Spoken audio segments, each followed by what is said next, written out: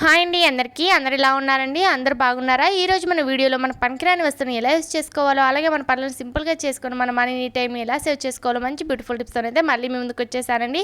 వీడియోని ఎండింగ్ వరకు చూడండి, చాలా యూస్ఫుల్గా ఉంటాయండి. ఫస్ట్ టిప్ వచ్చేసి ఇటువంటి షాపింగ్ బ్యాగ్స్ ఏంటంటే మనం ఎప్పుడైనా షాపింగ్ చేసేటప్పుడు కొత్త బట్టలు తీసుకునేటప్పుడు ఇటువంటి షాపింగ్ బ్యాగ్స్ ఇస్తూ ఉంటారు కదండి.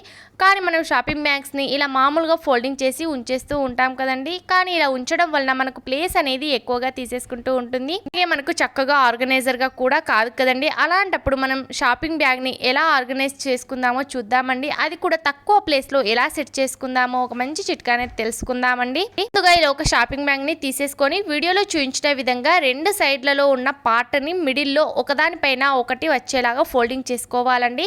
ఇలా ఫోల్డింగ్ చేసిన తర్వాత హ్యాండిల్ పార్ట్ వెనక నుండి చక్కగా రోల్ చేసుకుంటూ వెళ్ళాలి. హ్యాండిల్ పార్ట్ వరకు రోల్ చేసుకోవాలండి. ఇలా రోల్ చేసిన తర్వాత ఇప్పుడు ఈ హ్యాండిల్ పార్ట్ని చక్కగా రోల్ చేసిన దాంట్లో ఫిక్స్ చేసుకోవాలండి.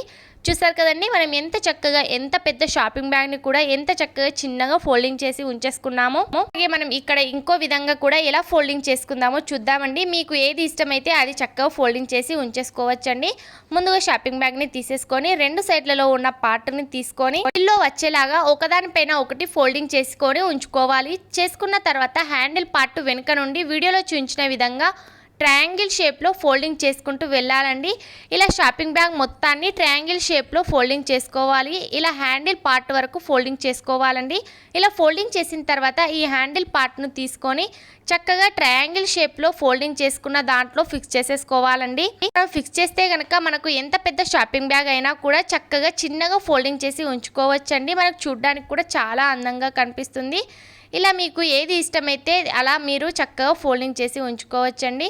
మీ ఇంట్లో కూడా ఇలా పెద్ద పెద్ద షాపింగ్ బ్యాగ్స్ ఉంటే కనుక తప్పకుండా ఒక్కసారి ఈ టిప్ని ట్రై చేసి చూడండి. చూడడానికి కూడా బాగుంటుంది. అలాగే మనకు తక్కువ ప్లేస్లో ఎక్కువగా మనము షాపింగ్ బ్యాగ్స్ని ఫోల్డింగ్ చేసుకొని ఉంచుకోవచ్చండి. యూస్ఫుల్గా అనిపిస్తే ట్రై చేయండి. నెక్స్ట్ సెకండ్ టిప్ వచ్చేసి మనము చాలా మంది ఏంటంటే గుడ్ నైట్ ఆల్అవుట్ అని యూస్ చేస్తూ ఉంటాం కదండి. కానీ ఆల్అవుట్ గుడ్ నైట్లో మనకు కెమికల్స్ ఉంటాయి కాబట్టి కొంతమందికి హెల్త్ ఇష్యూస్ అంటే శ్వాసకు సంబంధించిన సమస్యలు అనేవి వస్తూ ఉంటాయి. అలాగే మనకు దోమలు కూడా పోవు కదండి.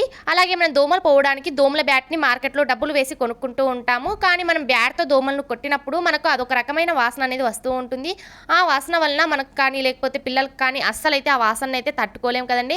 అలాంటప్పుడు ఆల్అవుట్ గుడ్ నైట్ అలాగే దోమల బ్యాట్ వంటివి వాడకుండా ఎటువంటి కెమికల్ యూజ్ చేయకుండా కేవలం మనం వేపాకులతో దోమల్ని తరిమి కొట్టచ్చండి.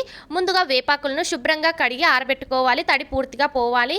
పూర్తిగా వేపాకులు ఆరిన తర్వాత ఇలా మనం పూజ చేసేటప్పుడు ధూప్ స్టిక్ని వెలిగిస్తూ ఉంటాం కదండి. అంటే సాంబ్రాణిని, ఇందులో సాంబ్రాణిలో ఏంటంటే కెమికల్స్ అనేవి చాలా తక్కువగా ఉంటాయండి. ఇలా ఒక ధూప్ స్టిక్ని తీసేసుకోవాలి. మీ ఇంట్లో తక్కువ దోమలు ఉంటే కనుక సగం సాంబ్రాణి అయినా తీసుకోవచ్చండి. ముందుగా ఇలా ఒక కప్పుని తీసుకోవాలి. ఇక్కడ ప్లాస్టిక్ కప్పునైతే అస్సలు యూస్ చేయకూడదు. స్టీల్ కానీ లేకపోతే పింగాణి కప్పునైతే మాత్రమే తీసుకోవాలండి. తర్వాత మనం క్యాండిల్ సహాయంతో మనం ఇక్కడ ధూప్ స్టిక్ని వెలిగించుకోవాలి. వెలిగించిన తర్వాత మనకు పొగ అనేది వస్తుంది కదండి. ఇప్పుడు ఈ ధూప్ స్టిక్ని కప్లో ఉంచుకోవాలి. ఒకవేళ మీ దగ్గర ధూప్ స్టిక్ లేకపోతే కనుక కర్పూరం అయినా తీసుకోవచ్చండి. అంటే కప్పులో కర్పూరం ఉంచి వెలిగించుకోవాలి. తర్వాత ఇలా ఒక 2 వేపాకు కొమ్మలను తీసుకోవాలి. వేపాకులను ధూప్ స్టిక్ పైన ఉంచుకోవాలి. ఇక్కడ మనకు వేపాకులు పచ్చిగా ఉంటాయి కాబట్టి వెలుగవు, కానీ మనకు ఆ వేపాకులో నుంచి మనకు పొగ అనేది వస్తుంది. వేపాకు పొగ అనేది చేదుగా ఉంటుంది కాబట్టి మనకు ఇంట్లో ఉండే దోమలు అనేవి పూర్తిగా పారిపోతాయండి. మనం సాయంత్రం వేళ కానీ లేకపోతే నైట్ కి మనము పడుకునే ముందు బెడ్రూమ్ లో ఒక మూలన ఉంచితే గనక మనకు ఒక 10 నిమిషాల పాటు పొగ అనేది వస్తుంది.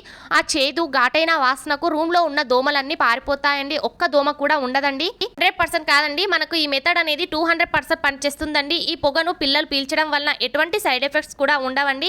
ఎందుకంటే వేపాకు మన ఆరోగ్యానికి చాలా మంచిదండి. తప్పకుండా ఒకసారి ట్రై చేసి చూడండి. ఈ టిప్ నచ్చితే కనుక ప్లీజ్ ఒక లైక్ చేయడం మర్చిపోకండి. మీరు ఒక లైక్ చేయడం వలన ఇంకొంతమందికి ఈ వీడియో సజెస్ట్ అవ్వడం జరుగుతుందండి. అలాగే ఈ టిప్ ట్రై చేసిన తర్వాత మీకు ఎలా అనిపించిందో కామెంట్ బాక్స్లో కామెంట్ చేయండి. 200% వర్క్ అవుతుందండి. ఆ టిప్ వచ్చేసి మన ఇంట్లోనే ఎక్కువగా బట్టలు ఉన్నప్పుడు బట్టలను మామూలుగా మనం ఫోల్డింగ్ చేసి ఉంచడం వల్ల మనకు ప్లేస్ అనేది ఎక్కువగా తీసుకుంటూ ఉంటుంది. అలాంటప్పుడు తక్కువ ప్లేస్లో ఎక్కువ బట్టలు అది కూడా చక్కగా ఎలా ఆర్గనైజ్ చేసుకుందామో తెలుసుకుందామండి. ఇలా ఫోల్డింగ్ చేయడం వల్ల మనకు ఆ ఫోల్డింగ్ అనేది అస్సలు ఊడిపోకుండా ఉంటుంది. అంతేకాకుండా పిల్లలు కూడా ఈజీగా ఫోల్డింగ్ చేసి ఉంచేస్తారండి. ముందుగా ఇలా ఒక టీషర్ట్ను తీసేసుకోవాలి. తర్వాత టీషర్ట్ను ఇలా రివర్స్లో ఉంచుకోవాలి. తర్వాత షర్ట్ కింద పార్ట్ని వీడియోలో చూపించిన విధంగా ఫోల్డింగ్ చేసుకోవాలి. తర్వాత సైడ్కి ఉన్న 2 హ్యాండ్స్ పార్ట్ని అయితే కూడా మిడిల్లో వచ్చేలాగా ఒకదానిపైన ఒకటి ఫోల్డింగ్ చేసుకోవాలి. చాలా అంటే చాలా సింపుల్ అండి, చిన్నపిల్లలు కూడా ఈజీగా ఫోల్డింగ్ చేసేస్తారు. తర్వాత నెక్ పార్ట్ నుండి కింది పార్ట్ వరకు ఫోల్డింగ్ చేసుకుంటూ రావాలండి. అంటే కిందన పార్ట్ని ఫోల్డింగ్ చేసుకున్నాం కదండి, అక్కడ వరకు నెక్ పార్ట్ నుండి ఫోల్డింగ్ చేసిన తర్వాత కింద షర్ట్కి మనకు వెనకాల ఒక పార్ట్ను ఇలా ఫోల్డింగ్ చేసిన నెక్ పార్ట్లో ఫిక్స్ చేస్తే కనుక మనకు టీ షర్ట్ మొత్తము ఇందులోకి అయితే వచ్చేస్తుందండి. ఎవరికైనా ఇంట్లోన స్టోరేజ్ సమస్య ఉంటే గనక, అంటే తక్కువ ప్లేస్ ఉంది, మనకు ఎక్కువ బట్టలు ఫోల్డింగ్ చేసి ఉంచుకోవాలి అన్నప్పుడు తప్పకుండా ఈ టిప్ని ట్రై చేసి చూడండి. చాలా యూస్ఫుల్గా ఉంటుందండి, మనకు చూడడానికి కూడా చాలా బాగుంటుంది. అలాగే మనకు తక్కువ ప్లేస్లో ఎక్కువ బట్టలు ఫోల్డింగ్ చేసుకోవచ్చు. అలాగే ఎప్పుడైనా మనం ట్రావెలింగ్ చేసేటప్పుడు కూడా బ్యాగ్లో తక్కువ ప్లేస్లో ఎక్కువ బట్టల్ని చక్కగా ఫోల్డింగ్ చేసుకొని ఉంచుకోవచ్చండి. సరే కదండి, మనం ఎంత పెద్ద టీ షర్ట్ అయినా కూడా చక్కగా ఇలా ఫోల్డింగ్ చేసేసుకోవచ్చు. చూడడానికి కూడా నీట్గా ఉంటుంది, చిన్నగా కూడా ఉంటుందండి. యూస్ఫుల్గా అనిపిస్తే ట్రై చేయండి. టిప్ నచ్చితే ప్లీజ్ లైక్ చేయడం మర్చిపోకండి. ఇక నెక్స్ట్ 4th టిప్ వచ్చేసి, అంటే కుక్కర్లో ఏంటంటే మనం అన్నం వండేటప్పుడు కానీ లేకపోతే పప్పు ఉడకబెట్టేటప్పుడు కానీ మనకు ఒక్కసారి పప్పు మొత్తం అనేది కక్కిపోతూ ఉంటుంది, అంటే పొంగిపోతూ ఉంటుంది కదండి. అప్పుడు కుక్కర్లో పప్పు కానీ అన్నం కానీ వండేటప్పుడు అస్సలు పొంగకుండా ఉండాలంటే మంచి చిట్కా అనేది తెలుసుకుందామండి. ముందుగా ఇలా కొంచెం ఆయిల్ను తీసేసుకొని మనకు కుక్కర్ రబ్బర్ నుండి ఎక్కడైతే ప్రెషర్ రిలీజ్ అవుతుందో, అంటే ఇలా రబ్బర్ సైడ్లోంచి, అలాగే మనము సీటీ అంటే విజిల్ పెట్టే ప్లేస్లోంచి పప్పు అనేది బయటకు వస్తూ ఉంటుంది కదండి. అలాగే ఒక్కోసారి మనకు స్టవ్ మొత్తం కూడా పప్పు అనేది పొంగిపోయి మొత్తం వాటర్ అనేవి పడిపోతూ ఉంటుంది. అలాంటప్పుడు మనకు స్టవ్ కూడా మొత్తం పాడైపోతూ ఉంటుంది, ఇంకా మనకు డబుల్ పని అయితే అవుతుంటుంది కదండి. అలా కాకుండా ఉండాలంటే ఇలా కొంచెం ఆయిల్ని తీసేసుకొని రబ్బర్ చుట్టూలా మనం కొంచెం ఆయిల్ని అయితే అప్లై చేసేసుకోవాలి. అలాగే మనం కుక్కర్ విజిల్ పెట్టే ప్లేస్ అంటే లోపలి భాగంలో కొంచెం ఇలా ఆయిల్ను ఇలా హోల్లోనైతే వేసేసుకోవాలి.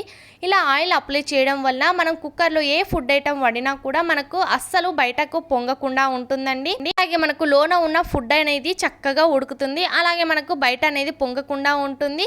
అలాగే మనకు స్టవ్ కూడా అస్సలు పాడైపోకుండా ఉంటుందండి, చాలా నీట్గా కూడా ఉంటుంది.